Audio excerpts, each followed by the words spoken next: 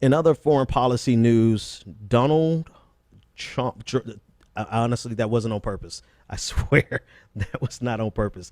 But Donald Trump actually had a speech today, billed as a major foreign policy speech.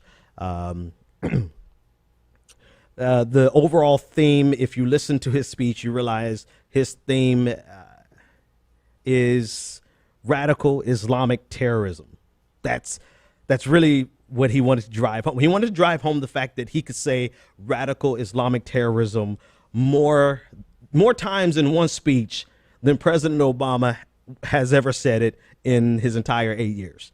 If President Obama has even gotten close to saying it one time, because to the Republican Party, not just Donald Trump, but to the Republican Party, saying radical Islamic terrorism is akin to saying Beetlejuice. If you say it, then he'll show up, right? It's like the most important thing you could do to combat radical Islamic terrorism is to say radical Islamic terrorism. Never mind the fact that President Obama has literally been bombing the hell out of radical Islamic terrorism. Never mind that. Never mind the fact that they don't have any actual policy solutions above and beyond what President Obama is already doing, because what President Obama is already doing is pretty damn aggressive.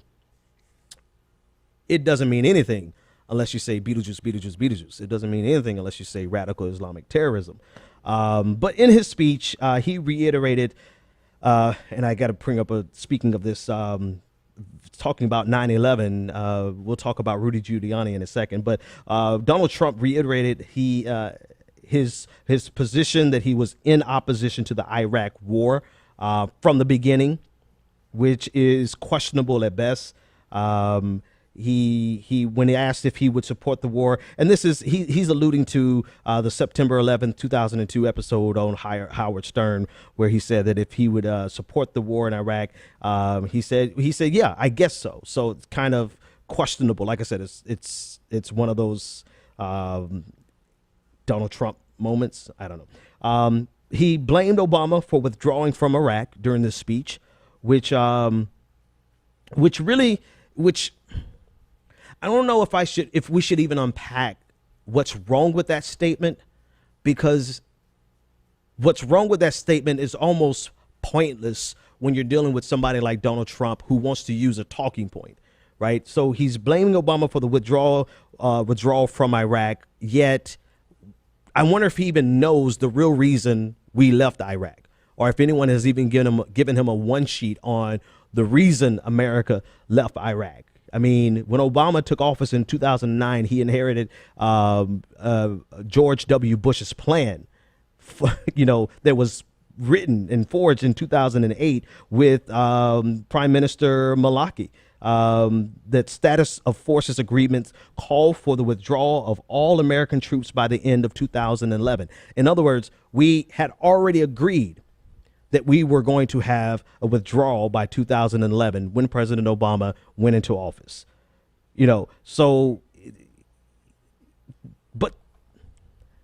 And the reason we made that agreement was not for any other reason. Well, a couple of reasons, but the one that stands out the most was that we couldn't agree on the immunity of our soldiers in Iraq. So that, on top of the fact that this is a plan that President Obama inherited, and again, I'm taking a great pause here, because it's like, do facts matter enough to actually warrant rebutting Donald Trump with facts? I don't think they do. All right. So in his speech, he actually talked again about keeping the oil. He said he has long said that we should have kept the oil in Iraq, another area where his judgment has proven to be correct. And another thing he pointed out is that he doesn't want any nation building, that America should not be in the business of nation building. But at the same time, and in the same breath, he's talking about taking the oil from Iraq. So nation building is bad, but plundering a nation's wealth and their natural resources, it's okay. And you see this kind of dissonance live and in action with Donald Trump's speeches, because on the one hand, he gives you the impression that he's going to be non-interventionist, right? He's going to withdraw and take down out of the region because we shouldn't have been there in the first place. We should not be in the business of nation building. But in the same speech, he's going to say that we need to, he alludes to all of his plans to eradicate radical Islamic terrorism, but he leaves it open enough so that if it involves intervention, then we can go in, and not only go in just to rid ourselves of radical Islamic terrorism, but we can go in so that we can plunder their wealth and take their oil. So he's playing both sides of the equation at the same time. This is classic Donald Trump. He's claiming to be an interventionist, a non-interventionist, but at the same time, here he is doing basically everything he has said is going to require intervention. All right. So here's his solution. This is a quote. I will call for an international conference focused on the goal, and the goal being ending radical Islamic terrorism. We will work side by side with our friends in the Middle East, including our greatest ally, Israel. We will partner with King Abdullah of Jordan and President Sisi of Egypt and all others who recognize this ideology of death that must be extinguished. So his solution to the problem of radical Islamic terrorism is to have a meeting, and to have a meeting with people who more than likely would not agree to meet, for one, and then certainly probably would not agree to work together on an issue, not publicly, maybe behind back doors. But his solution to ending radical Islamic terrorism is to have a meeting. Okay.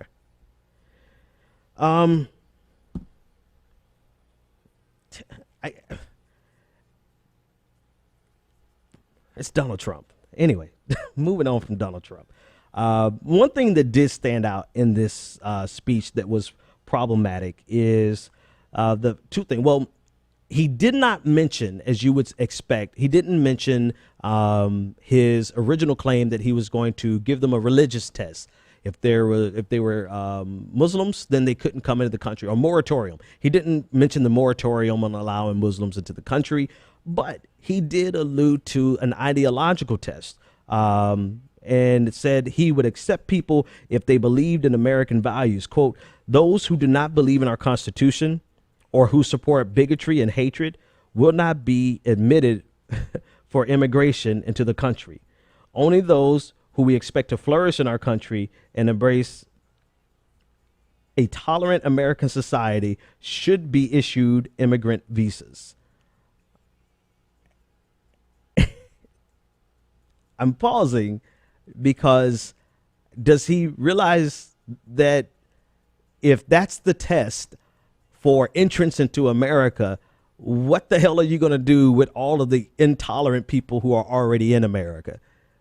Particularly, like, what are you going to do with if they have to be okay with the LGBTQ community, which he alluded to today, like he actually said it today. If you have to be okay with the LGBTQ community, then what about Mike Huckabee and the religious right? Right. So are they going to be grandfathered in? So the Republican Party's bigotry can be grandfathered in to America, but we can't let any other bigots come into America. So the ideological purity test and the ideological test in general is as ridiculous as a religious test. It is. I mean, you're not going to, even if they did say, I believe that, all people are created equal, blah, blah, blah, blah. First of all, you're not going to, that's not even a test that he could, again, it's Donald Trump. Let me stop talking. But in terms of his fear mongering with regard to refugees, here's an ongoing lie that I've seen people on the left even get into. This idea that refugees can just waltz their way into America. and that because we're bleeding heart liberals, that we just, President Obama is just allowing, refugees to come in, and we're not checking them. We're not screening them. This has been an ongoing thing that we've heard from the Republican Party, and I've heard it from some quote unquote progressives. But the truth of the matter is that to get a refugee visa is one of the most difficult and strenuous processes that we have for any other class, any other group. I mean, it's a year-long process to be vetted to get into the United States as a person coming and fleeing from a nation that is at war, right? The most vulnerable people, the people who need to get away the most, the people who can use asylum the very most, we give them hell to get entrance into the United States. I mean, you have the National Counterterrorism Center, intelligence community. They look into them. They're screened by the FBI. They're screened by the Department of Homeland Security. They're screened by the State Department. But they give you the impression that, and when I say they, our elected Republican officials give you the impression that there's not sufficient screening because we don't have our director of the FBI, James Comey, literally signing off on every single refugee coming into America. And because we don't have the director of the FBI signing off on every single refugee coming into America, then we're not adequately screening enough. Never mind that our screening process for our refugees is by far the most strenuous in any other group, any other category, hands down. But it's the rhetorical sleight of hand that allows this to be a consistent and persistent thorn in the side of our desire to grant asylum and refugee status to people fleeing the most difficult and the most dangerous of environments. And to give you an example, just a comparison, the EU has taken millions of refugees from Syria. Canada has taken 25,000 refugees from Syria. America, we've struggled to take 10,000 Syrian refugees. Just to put it in perspective. And this is from the Prime Minister Trudeau from Canada. He said, ultimately being open and respectful towards each other is a much more powerful way to diffuse hatred and anger than big walls and oppressive policies. But again, we're talking about Donald Trump. So I feel like the last 10 minutes of truth has just kind of been wasted because we're talking about a person who is completely oblivious to what truth is.